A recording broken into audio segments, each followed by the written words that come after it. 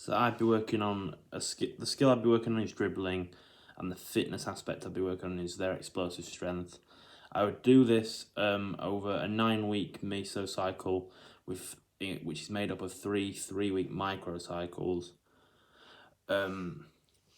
So first of all, I would use smart targets with this performer in order to help them see what they need to achieve. I'd make they are a university standard player, so I would take that into account in terms of making sure that my development plan is tailored to them at that sort of standard. In terms of measuring it, I'd make sure to measure it before and after every single microcycle, at the start and at the end, to see what progress has been made, and that would allow us to monitor it a lot easier. I would discuss it with the performer. I discuss the goals with the performer to make sure that they agree with what I am putting across to them and whether they think it should be changed. This would show democratic leadership if they did. It would be really helpful to us as well. In terms of recording it, I would use the Illinois agility test with a ball to test their dribbling, and the one rep max test to test their explosive strength, as these are perfectly good tests to administer on those muscles to get a good idea of how they're doing. Obviously, previously mentioned the time is 9 weeks. I would do 4 sessions per week, which allow sufficient rests, including these would be 60-minute sessions, twice a week for each one. So first of all, the drill that I would use, it kind of incorporates both of them. Is that I would set up 5 cones, no more than probably like a metre apart. The performer would then dribble in and out of the cones whilst keeping the ball very close to their feet.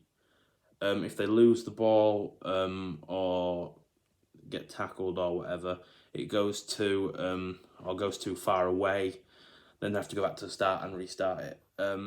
Once at the end of the slalom of cones, me or the coach or whoever's administering it would shout left, right, or shoot. And in this situation, on both the left and the right hand side of the box, there would be another player, or it could be another coach or somebody else there. If told left or right, they must pass it to the corresponding side they're given, and it must be an accurate pass. If they're told to shoot, they must shoot and try and score past the keeper, who will be in the goal. This will be done 3 times in a row with 2 or 3 minute rests in between, in order to basically give them enough time to recover, build the energy back up again, and go again, whilst allowing time for any adaptations to take place, without causing any risk of injury, really. In addition, I would film all this in order to use visual, helps to use visual sort of feedback, it's extrinsic feedback, to help them see what they're doing wrong, so that they can get a mental image of it, which will guide them to the correct way of doing it next time. So for that would be for between 4 and 6 weeks, that particular drill. Weeks 1 to 3 to start off with, want it to be a little bit easier, so it would be simply setting up probably about 10 cones for them to do exactly what the first bit of the drill was, which was to just slalom in and out of them, which keeps the ball control very close, and their dribbling would really improve, as well as their explosive strength and their legs to push on and do it at high speed.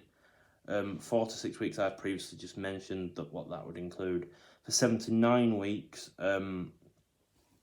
defenders would be added, probably 1, but if they are really advanced, we can move it to maybe 2, because this would make the drill more of an open drill, where there is more decision making. It makes it less self-paced, more externally paced. They've got to make that decision quicker, and it really challenges them to a game situation.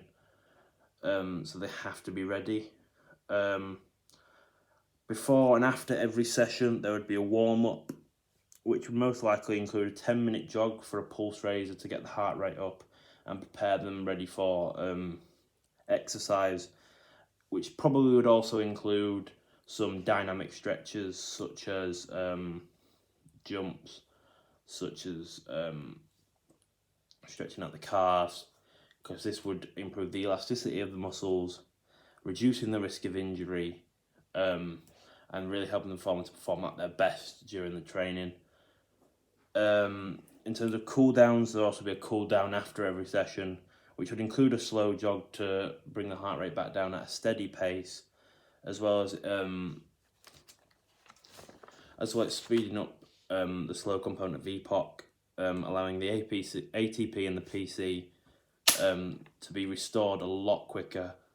In turn, this allows the athlete to recover at a much quicker rate, meaning they can practice for longer overall, leading more adaptations as they've worked harder and for longer.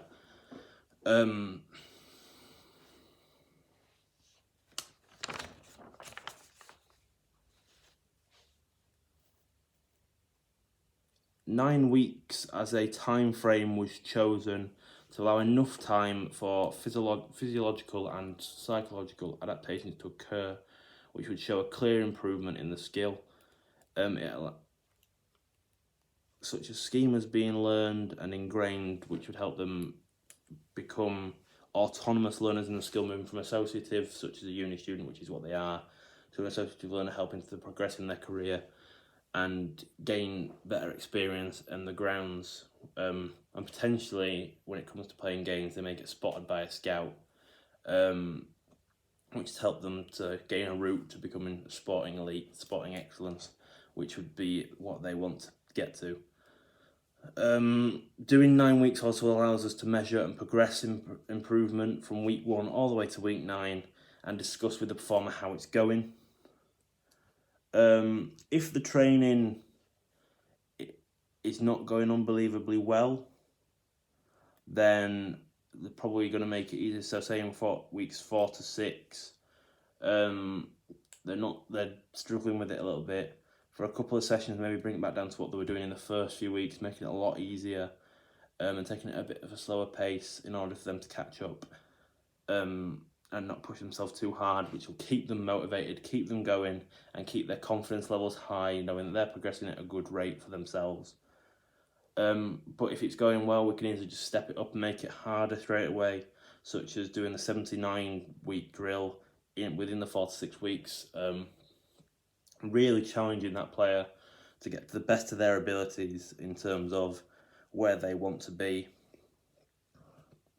It would also mean that the motor programs are stored in the long-term memory, so they can always be at a high level of work.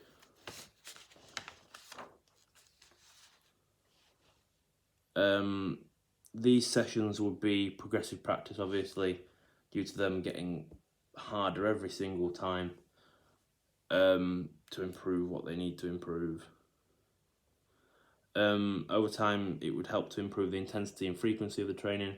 So maybe we move from 4 sessions a week, so 2 for each, to doing 3 per week, because that would still allow enough time for rest in order to let the adaptations occur and let the performer just rest and not feel burnt out, as that would be horrible. The whole aim of microcycle 3 and basically the mesocycle in general is to make sure that the performer peaks at the exact right time, which we want to be around the end of the thing, the end of the whole cycle, in order to get them at the top ability when they're playing the games. Makes it a lot more fun as well to change it up every week, keeping the performer alert, ready to go, and just make it a lot easier to teach them and go with them because they know what they're doing. Doing the mainly focusing on explosive strength applied to a game situation is a good positive for this development plan, as it having good explosive strength in your legs will also inevitably help you in improving dribbling, because explosive strength leads to you being a lot quicker, or it tends to be, because you can produce that power into the floor, apply more force, and get away a lot quicker from players that can't. So it would really help a performer to become a lot better at dribbling, and also it indirectly helps to improve passing, as you have to pass and even shooting, depending on, especially in that in those 4th to 9th week, as you are just doing other match things, so passing and shooting are involved, which will really help develop that as well. So as much as we're focusing on dribbling and explosive strength, we are working on that as well. And there are other slight short sessions in order to keep up fitness just in general. The performer can go home and do other sessions themselves if they wish, in order just to keep their regular fitness up anyway, whilst we use this to make sure that they get to the level that they need to be in terms of dribbling and explosive strength. So pretty much that is it.